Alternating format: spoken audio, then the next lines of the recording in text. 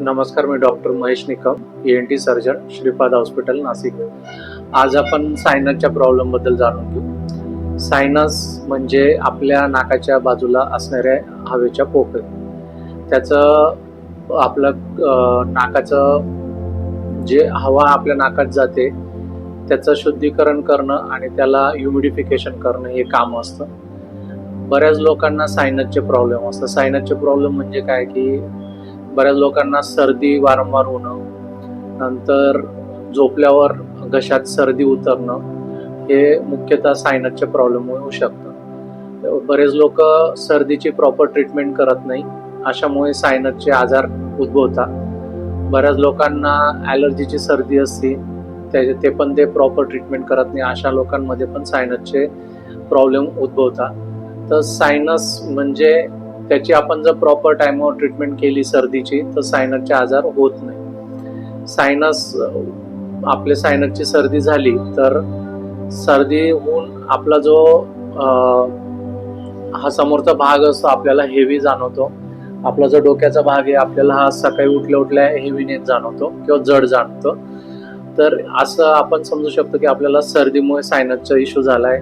आपल्याला severe pen होतं, डोळ्यांजवळ pen होतं, डोक्याच्या भागात पुढील भागात पेन होत असतं. तर अशा वेळेस आपण समजायचं की आपल्याला सायनसचा प्रॉब्लेम झालाय. आणि हिवाळ्यात शक्यतो हा प्रॉब्लेम जास्त जाणवतो, किंवा आपण थंड आंबट वारंवार खातोय तर आपल्याला सर्दी होऊन सायनसचा प्रॉब्लेम जाणवतो. तर अशा वेळेस आपण योग्य ती काळजी घेणं गरजेचं असतं. सायनसची सर्दी ही प्रॉपर डॉक्टरांकडे जाऊन ट्रीटमेंट करणं गरजेचं असतं. जनरली लोक काय करतात की मेडिकलमध्ये जाता, 1-2 दिवसाचं मेडिसिन घेता, 2 दिवस आराम पडतो, पुन्हा जैसे ते वैसे. म्हणून जर प्रॉपर ट्रीटमेंट नाही झाली तर मग सायनसचा प्रॉब्लेम वाढत जातो आणि पुढे जाऊन एक तर सायनोसायटिस म्हणजे सायनसचं इन्फेक्शन होणं किंवा सायनसमध्ये कोंब तयार होणं, ते कोंब म्हणजेच पॉलिप तयार होणं आणि मग त्याचं पुढे जाऊन ऑपरेशन करावं लागणं, अशा समस्या उद्भवतात. तर ते टाळण्यासाठी जेव्हा पण तुम्हाला सर्दी होईल तेव्हा तुम्ही प्रॉपर डॉक्टरांकडे जाऊन प्रॉपर 5 ते 7 दिवसाचा प्रॉपर कोर्स करावा.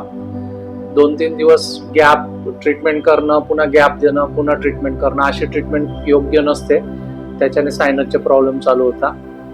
प्रॉपर ट्रीटमेंट झाली त्यानंतर पण तुम्हाला जाणवतं की हेवीनेस आहे, नाकातनं पिवळी सर्दी येते किंवा सर्दी येते किंवा घशात सर्दी उतरते, तर अशा वेळेस डॉक्टरांकडे पुन्हा जा, पुन्हा ट्रीटमेंट करा आणि डॉक्टरांनी जे पथ्य ठेवायला लावले ते प्रॉपर पथ्य ठेवणं गरजेचं असतं. बऱ्याच वेळा डॉक्टर ट्रीटमेंट लिहून देतात पण पथ्य काहीच ठेवले जात नाही.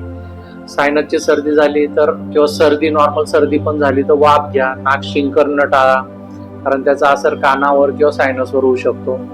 तर त्यासाठी थंड आंबट खाणं टाळा, फॅन खाली झोपणं टाळा, AC लावणं टाळा, गाडीवर जाणार तेव्हा नाक झाका, थंड पाण्यात राहणं टाळा, फ्रीजचं खाणं टाळा. ह्या गोष्टी सगळ्या पाळल्या पाहिजेत आणि आपली रोगप्रतिकार शक्ती कशी वाढेल याच्याकडे लक्ष द्या.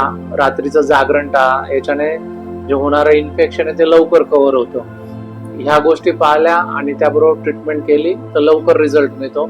एकदा सायनसमध्ये पिवळी सर्दी झाली तर शक्यतो 1 आठवडा, 10 दिवस किंवा 15 दिवस प्रॉपर ट्रीटमेंट करायची, ती पण डॉक्टरांच्या सल्ल्याने ट्रीटमेंट करायची. ट्रीटमेंट ब्रेक करायची नाही तर मग त्याच्यामुळे इन्फेक्शन वाढतं आणि आजार लांबतो. म्हणून याच्या पुढे जर तुम्हाला कधी सर्दी झाली तर त्याची प्रॉपर ट्रीटमेंट करा. जर तुम्हाला बाजूला दुखत असेल, डोक्याच्या पुढच्या भागात दुखत असेल तर त्याची प्रॉपर डॉक्टरांच्या सल्ल्याने ट्रीटमेंट करायची. अर्धवट ट्रीटमेंट करू नका, नाही तर सायनसचा प्रॉब्लेम चालू होऊन जातो आणि तो बरेच दिवस राहतो. मग पेशंटने प्रॉपरली ट्रीटमेंट केली तर बऱ्याचशा पेशंटला सर्दीसाठी सायनसचे ऑपरेशन करून घ्यावे लागतात. ते पण बघणं. पेशंटला जर डायबिटीज असेल तर त्यांनी अंगावर न काढणं योग्य असतं किंवा मग त्याचं इन्फेक्शन होऊन बुरशीमध्ये रूपांतर होऊ शकतं. म्हणून प्रॉपर ट्रीटमेंट करणं फार गरजेचं असतं, काळजी घेणं गरजेचं असतं. जेव्हा तुम्हाला सर्दी होईल तेव्हा तुम्ही जलनीतीचा वापर करू शकता. जलनीतीने बऱ्यापैकी सर्दी ही गायब होते. जलनीती आणि योग्य पद्धतीने मेडिसिन हे तुम्ही जरूर वापरावे आणि सायनसच्या सर्दीपासून सुटकारा पावा. त्याच्यामुळे सर्दी झाली की योग्य ती ट्रीटमेंट करत जा, अंगावर काढत नका जाऊ. धन्यवाद.